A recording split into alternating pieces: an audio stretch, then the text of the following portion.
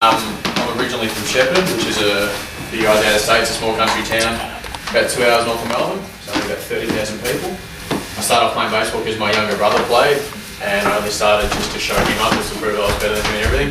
I rocked up and the president's like, yeah, your little brother's pretty good. Do you want to play? I've gone, it sounds like a great idea. I can show him I'm better at him than at baseball as well, so that was how I got started into playing baseball. I only started playing at the age of, I was 15.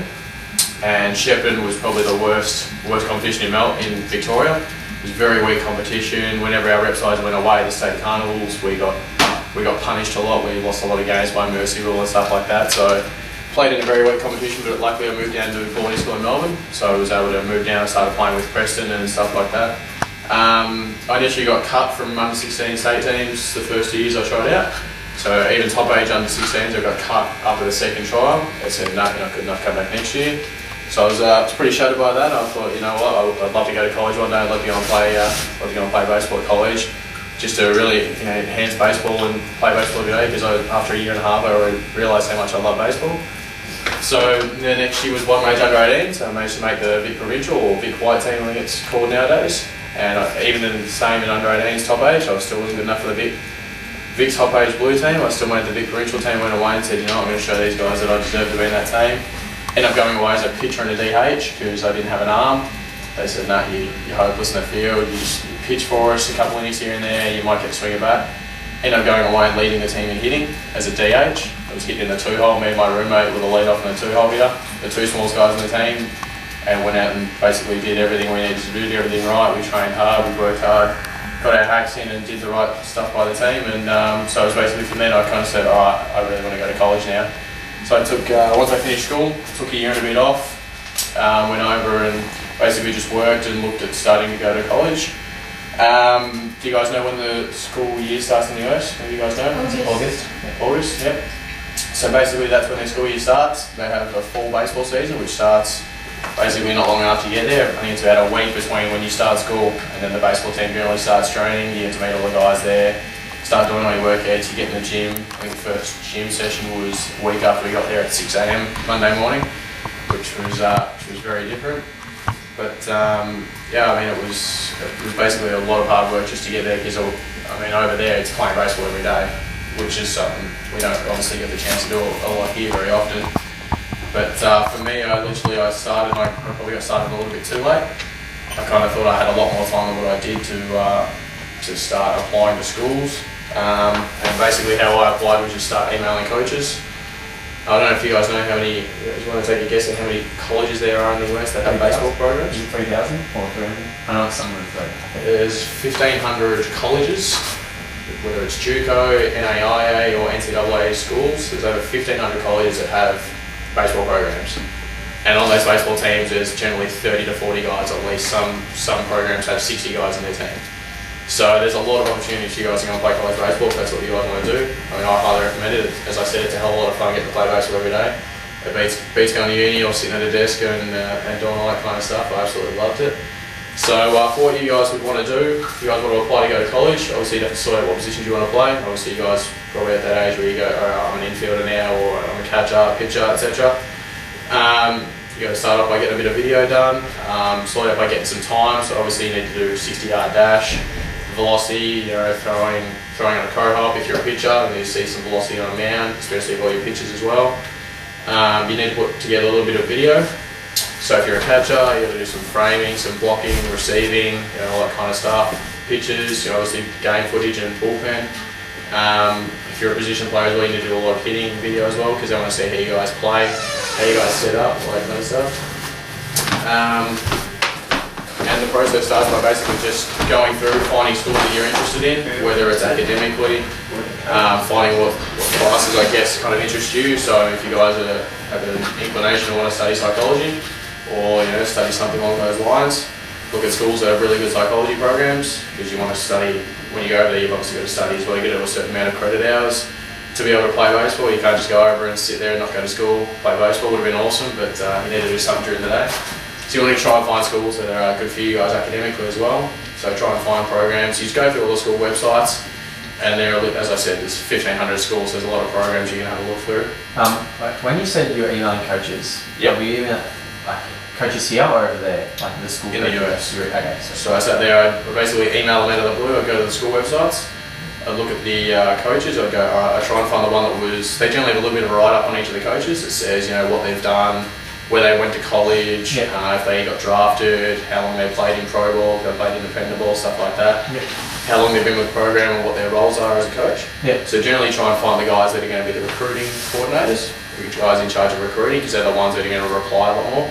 Sometimes it's the head coach, most of the time it's an assistant coach, because if you go and email the head coaches, a lot of the times you won't get a lot of response back, because I go, no, I'm too busy organising this and that with the team, it's the recruiting coordinator's job, I'm not going to worry about it. So a lot of the time you want to try and go and email the recruiting coordinator, recruiting coach. And basically one of the other things I did that would help a lot is when you look at schools and look at their baseball program, have a look at what positions you play and have a look at whether they've got guys that are going to leave. So if you're looking at junior college, which is freshman and sophomore, which is your first 2 years of college, have a look at the guys that are the sophomores and see what positions they play, because if they've got a lot of guys that are starting in their lineup and that are sophomores, then that means they're all going to leave and transfer to other schools, so it's a lot more chance for you guys to go and play there. If that makes sense, you can come in straight away and play, but if they've got a lot of freshmen that are playing, then they're going to go up another year and be sophomores that are going to be playing, so fair chance you'd spend a lot of time sitting on the bench. So it was one of the things I look for. I look for teams that basically had a lot of guys that were leaving, or a lot of guys that were just on the bench, you know, weren't really doing a lot, so it was one of the things you guys need to look out for. Tell you like what positions the players play for. So they've got a lot of shortstops, you don't want to play, you want to try outfield. Is that what you would say that? Like, what do you mean? They so on the website they have a list of the players and where they've got a lot of players and where they don't have. They generally just have a roster. Like I just have their team roster up and they'll say, you know, who they are, height, weight, what they bat, what they throw, what position they play, where they're from, etc. So basically you just have a look on that. They'll have, you know, they'll probably have five or six infielders, you know, 4 or 5 outfielders. Generally most schools have a couple catchers. Pitchers, they're always looking for pitchers. So if you guys are pitchers, it's pretty easy to get in contact with schools, because schools are always looking for good pitching. So generally if you have a look at their team roster, they'll have a look and it'll tell you what positions they have, and then after that you can kind of go and have a look at how their games have gone, look at their box scores, look at their stats, and you can kind of see, alright, well he's a freshman shortstop, he's played a lot, he's been hitting in the 2 or 3 hole. You go, alright, he's pretty good, he's going to be pretty hard to kick out of that spot. Unless I'm pretty good and I can move to second base. Their second baseman's a sophomore, so he's going to transfer on, so I got that opening up. A lot of the time coaches will tell you as well what they're looking for. You sit there and say, look, how have you guys gone for recruiting so far? Have you started doing it yet? Because they start recruiting, so say this is the 2012-2013 season coming up, starting this August, that's the next school year. They would have started recruiting probably last September at the latest. Most of them get started in about August, so they start really early and plan for the year ahead, so they can sit there and try and lock guys up straight away. Because they generally have some guys that they know a little bit about, but then you want to try and jump in early and get in on that. Then they leave a couple open spots for later in the year when they probably about February, March, April, they get into the season, they go, alright, you know, we're really struggling, we're a month, 2 months into the season now, we're really struggling, we need another third baseman, we need another outfielder. These guys just kind of aren't holding their spots down. So that's where you kind of look at it and go, alright, I think I've got a pretty good chance. Obviously the more positions you play, the better it is for you guys. So if you can sit there and say, look, I'm a catcher, but I can play infield, I can play outfield, I can pitch as well if you want. They'll sit there and they'll really have a lot of respect for that, because I go, alright, you can play pretty much any position with like Davey on the team. Being baseballers though, it's not often you guys get full scholarships, unless you've got a school that has a lot of money, but as I said, there's 30 or so guys on the team. A lot of schools only have, I think there's a rule, there's only 6 international players you're allowed to have. So granted there's 30 guys on the team that got, you know, a lot of scholarships for US guys, but there's only 6 for each team generally for international guys, so that's guys from Dominica as well, Venezuela, Puerto Rico, so basically a lot of Latin America. A lot of Canadians go to college as well because they want to get out of Canada, which is fair enough. So yeah, you want to try and get in as early as you can, try and set up your video showing off your skills and stuff like that. Because a lot of coaches will sit there and say, okay, how do you run, how do you throw, do you have footage of you? If you're a catcher, you know, they want to see how you catch. Infielder, they want to see you take ground balls. Game footage is really good as well. They want to see how you guys hit in the game. They don't want to see guys obviously going there, or sorry, they don't want to not see any guys taking swings, and you get over there and you're someone who, you know, swings a really bad, very slow bat and can't feel very well. So they want to see what you guys can do before you get over there. It gives them a bit of an idea, then they'll go, all right, we really like how you play, we'll give you a scholarship, or maybe it's not. Maybe you should go to another school first, kind of thing. So video is a very important thing. Send that over when you're emailing coaches. Obviously, as long as with that, you want to keep talking to them a little bit, try and find out who they're recruiting. If they've already recruited a couple of guys in your position, you probably don't want to go there as yet. You want to try and find another school because obviously you guys want to go over and you want to play straight away. That's what everyone does. No one wants to go and sit on the bench. It's boring, isn't it? Exactly. So you want to try and find a school that's got a lot of positions available for you. So you start off with a video, obviously, emailing schools. Email as many schools as you can. One of the things that I had trouble with was actually getting responses from coaches. I probably sent out about 150 emails to junior college coaches, and I might have got about 10 responses. Now, it probably didn't help that I'm a 5'7" right-handed pitcher. There's not a lot of people looking for those, but don't be deterred. I know a lot of guys who are in junior Australian teams as well. They sent out 200, 300 emails maybe, and they got 20 responses. So keep emailing. Don't be deterred by the fact that a lot of coaches won't reply. A lot of them will just go, no, I was going to scout locally and look for guys in my area.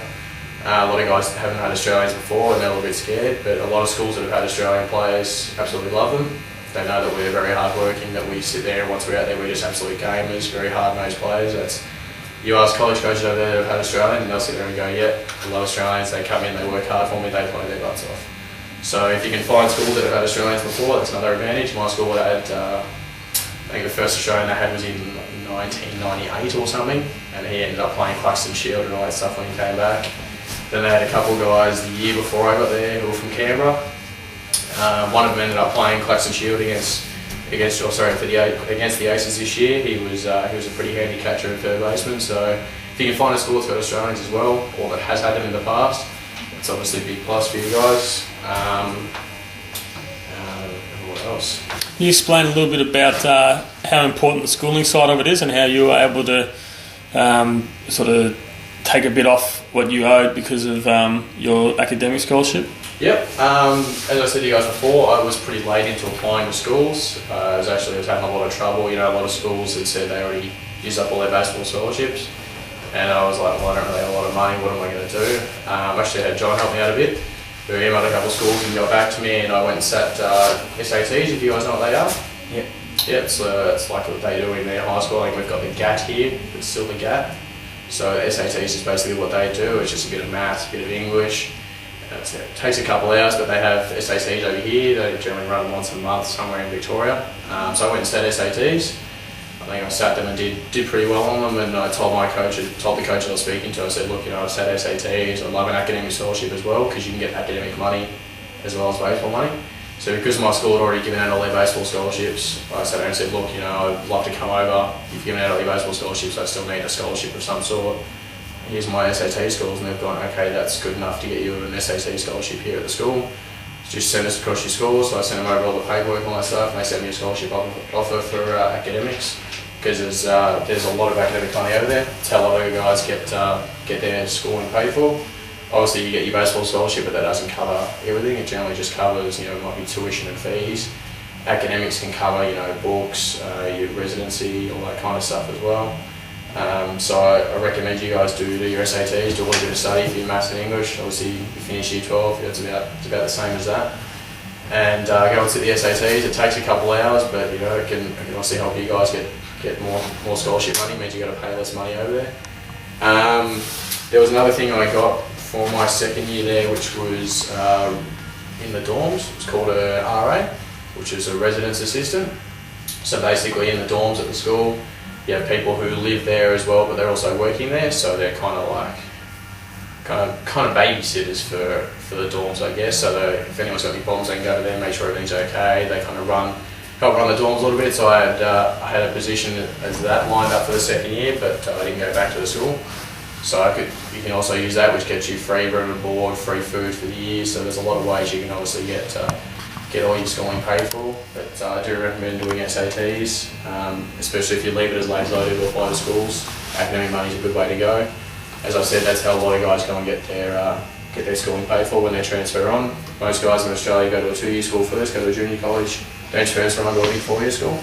So obviously get their baseball scholarship, and if they've had a good GPA, they've done really well in school, had really good grades, then the other school will give them some academic money as well on top of that and cover a lot of their schooling. So, Any other questions for Kyle? What kind of subjects, does it matter what subjects you take at school in high school now for like year 11 to 12, apart from like English and maths? I'd recommend English and maths. Apart from that, you could. It doesn't matter about like, they have like their history and stuff like that as well. Well, this kind of really depends on what you want to do when you're older. Yeah. Obviously, if you go to college and you have a look at their subjects, I mean, history over there is basically just American history. Yeah. Stuff like that. So really, only English and maths would be the two ones I'd recommend. Apart from that, do whatever you want here, and then you can basically depends on what you want to study over there, and you align your subjects over there accordingly. But there were guys on my team who didn't take academics as seriously. Whereas because I was on my scholarship, I had to keep a certain GPA and I had to do certain subjects that would give me enough credits to kind of keep my scholarship going. But there were guys on the team who were on baseball scholarships who did coaches.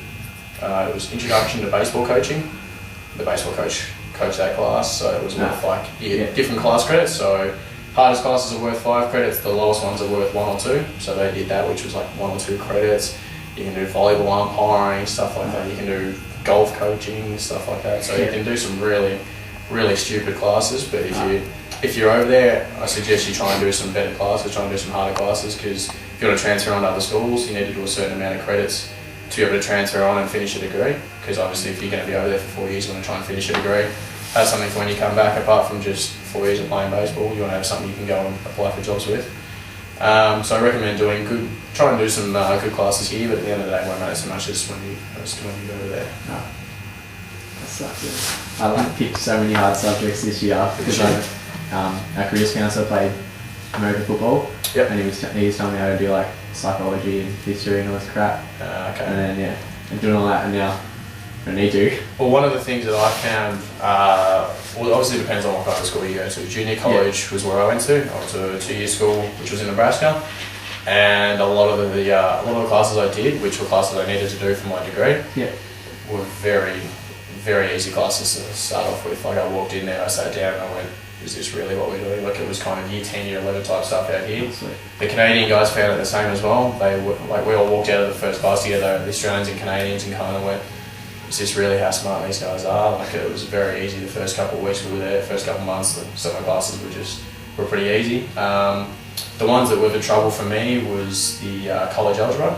That was more along math methods, which I didn't do in year 12, so I kind of looked at it and went, don't really know what this is. But yeah, apart from that, English and maths, I really reckon, obviously you've got to do it anyway. I recommend you try and keep up with that. Apart from that, I wouldn't worry too much about anything else. Just kind of do what you guys want to do.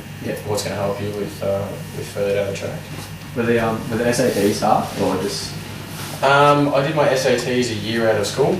I hadn't done any study. I'd just been working. Hadn't done any study. I bought a book online that had SAT practice tests and questions. I read over a couple of questions here and there just in spare time, and I went and got. I think it wasn't even that great for me. I thought I was pretty disappointed with what I got. It was only just over 75%, but that was still good enough to get a scholarship for my school. So it wasn't too bad. There was some of the questions for maths wise that were obviously a little bit past what I'd done at school. And being out of school for so long, I forgot how to do a lot of the maths equations, which I probably could have studied a bit more. But apart from that, English was all pretty straightforward. It was just the fact it took 3.5, 4 hours to do. So. Was that hard doing the studying and baseball, like training and all that? Yeah. Was it hard to fit it all in? It took a lot of adjustment. Before I went over, hadn't been in the gym at all, hadn't done any weights, hadn't done any running. Just went, no, I'll be fine, I've got your ability, I'll be fine like that. So I went over and basically went in unprepared, hadn't done any studying or anything, just to kind of revise myself and catch up and get back into that mindset. So I went over completely unprepared, and it was a big struggle for the first couple of weeks. As I said, after the first week, gyms at 6 a.m, Monday, Wednesday, Friday. That's for an hour and a half, and then you go straight to class. So classes for, depends how many classes you've got that day. You might have 3 classes, you might have 1, you might have a day off. But generally I have 3 classes a day, so that'll be from 9 till about 12. Go and have lunch, and then basically straight to practice. Go and get there a little bit early if you want to get extra work in. So that'd be at 1:30. Practice would start at 2. So you'd be there from 2, we'd finish 5 to 5:30 every day, and dinner was at 5 o'clock back in the dorm, so they had to let us go by then so we get food. So practice could be anywhere from 3 to 4 hours. This is after you've already had an hour and a half from gym in the morning, go back, have some dinner. By that time, for the first probably month, I was absolutely wrecked. So I'd get home from dinner and I'd go and pass out in bed. I'd just be absolutely knackered. I couldn't do anything. But eventually I started getting used to it, got a bit stronger, got over that kind of laziness and the trying to think the shock of it all. Yeah, I wasn't used to doing so much weights and so much running. And then basically got into the good habit of doing homework, a couple of hours a night, because that's what you need to do if you're going to keep on top of your homework, especially when you go on road trips. Road trips are probably the most brutal thing. You drive 8 hours in one direction non-stop, and it's a bit hard to do homework when you sit next to someone else. You can't spread your books out, the bus is rocking all over the place. So I suggest if you do go over, try and get all your study done before you go on road trips. That way you can just kind of catch up on sleep. A bit hard to try and do homework on a bus and then sleep when you get to the hotel and all that kind of thing. So it was definitely a big adjustment. It was pretty tough trying to figure out the homework and the baseball when I first got there, but after a couple of weeks you generally figure it out. That was one of the bad things about my school. They didn't have study hall.